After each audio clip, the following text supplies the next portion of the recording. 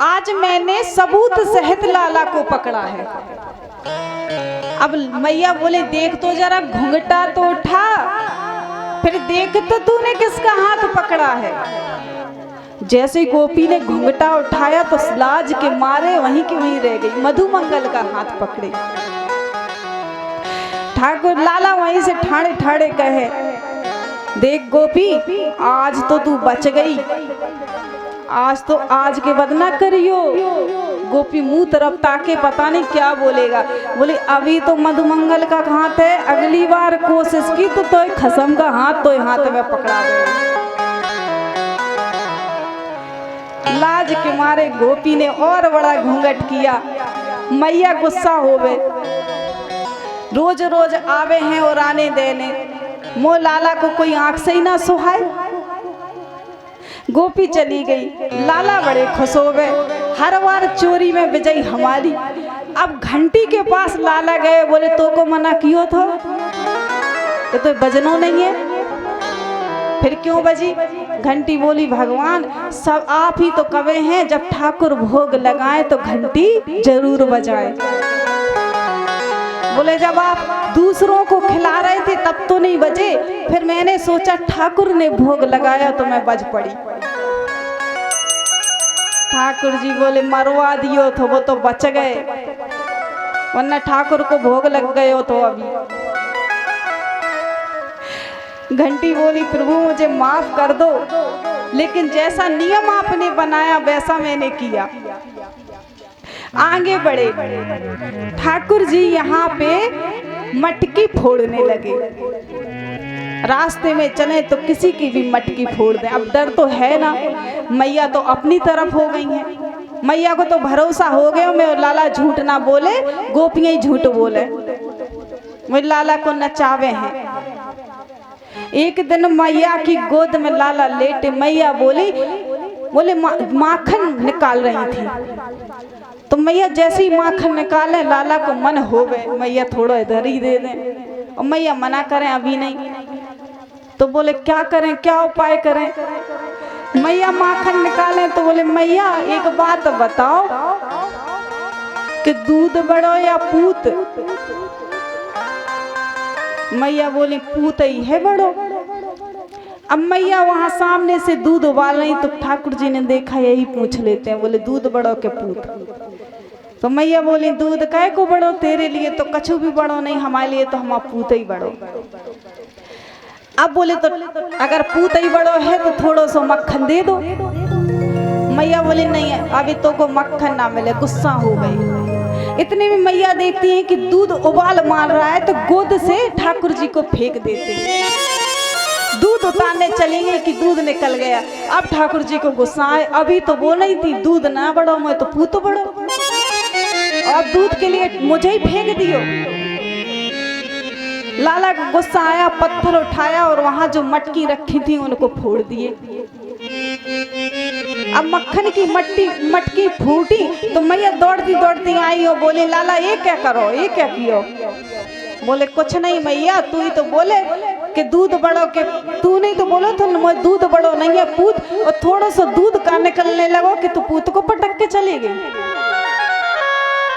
मैया को बड़ी गुस्सा आ गई। अब मेरो लाला मेरो छोरो अब तो ऊधम ज्यादा करने लगो, ओखल से बांध।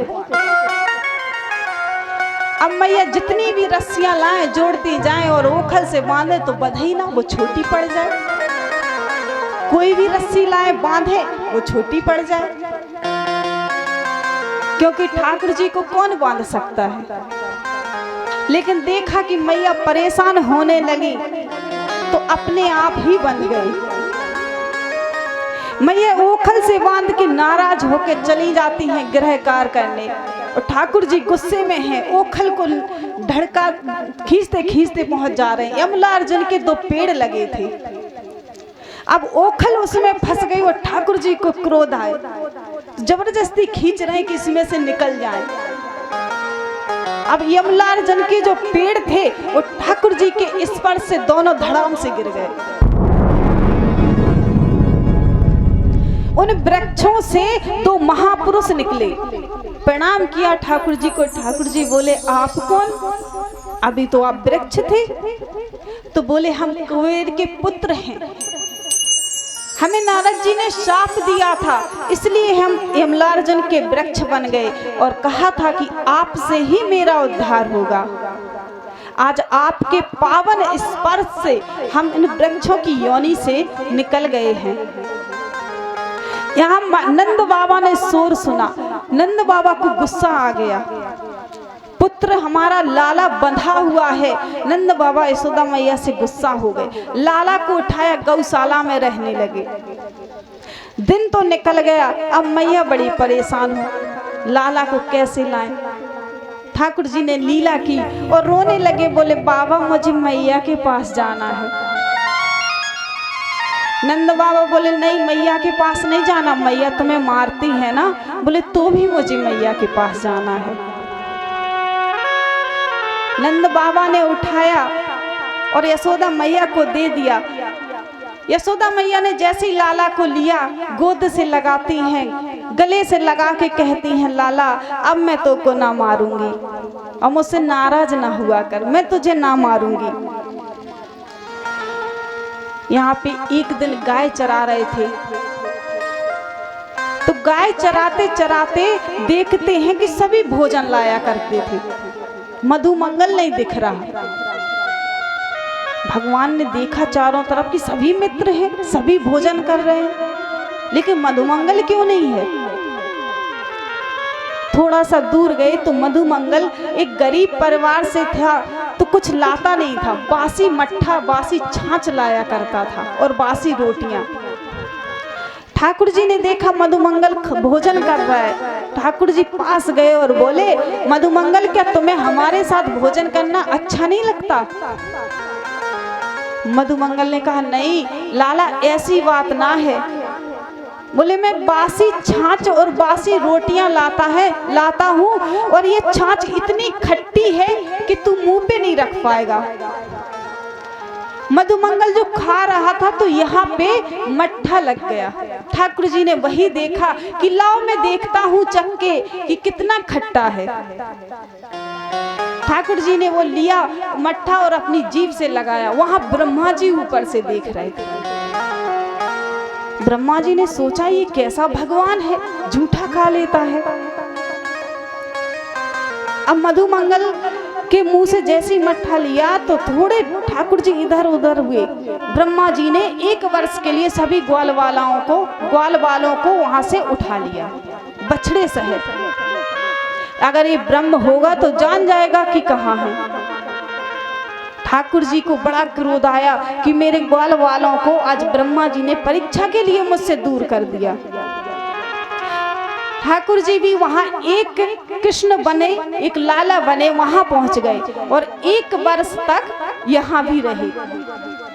अब ब्रह्मा जी ने सोचा चलो चल के देख लेते हैं ब्रज में, बिना ग्वाल वालों के लाला का घर कैसा है, गांव कैसा है, क्या कर रहे हैं। तो देखते हैं यहाँ भी वही सब है। समझ गए कि ये ब्रह्म ही है, हमारे प्रभु ही है। क्षमा मांगते हैं भगवान से और उनको छोड़ देते हैं। एक दिन मैया फिर से मैया से क्रोधित हो गई। मैया मना रही हैं, देख वो चंदा मामा, देख वो चंदा मामा कितना सुंदर है। अब ठाकुर जी का मैया अब तो हमें चंद्रमा ही चाहिए खेलने के लिए। मैया कहें अब क्या करो, इससे तो कोई भी बात करो ये उसी बात को पकड़ता है। मैया के खेला नहीं जाता, देखा जाता है, खेला नहीं जाता। और वो कहें हमें तो खेलना है, हमें तो चंदा मामा चाहिए। अब लाला जिद करें चंदा मामा चाहिए, चंदा मामा चाहिए। मैया ने पानी में एक परात में पानी भरा, पानी भर के चंद्रमा की आकृति उसमें ली। अब लाला हाथ डाले तो वो इधर उधर हो जाए। बोले पकड़ के दो मैया। अब मैया और परेशान हो कि अभी तो दूर था तो बोल देते थे कि चंदा मामा दूर है नहीं पकड़ रहे, अब परात में आ गए हैं तो कह रहे पकड़ के दो मैया। अपना हाथ लगाए तो चंद्रमा हाथ में ना आए, मैया तू पकड़ के दे।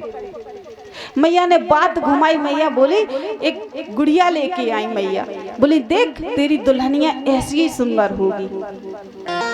अब लाला और उल्टा हो गए, बोले मैया अब मोह को दुल्हनिया आज ही चाहिए, मैं आज ही खेलूंगा। मैया बोली हाय मेरे करम, एक से निपटे नहीं दूसरा, अब तुझे तो को दुल्हनिया इतनी जल्दी कहाँ से लाऊं।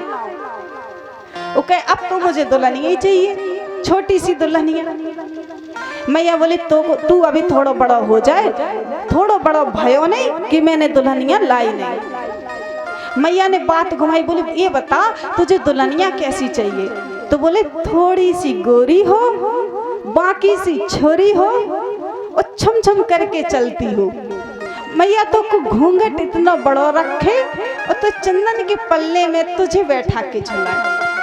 मैया बोली देखो तो इतना छोटो सा छोरो कितनी बड़ी बड़ी बातें करे है। मैया बोली ऐसी बहू चाहिए। बोले हाँ मैया। बोले तूने का देख रखी है। बोले हाँ मैया। बोले हे भगवान इसने तो दुल्हनिया भी देख रखी है। बोले कौन है। बोले मैया तुम राधा को जानती हो।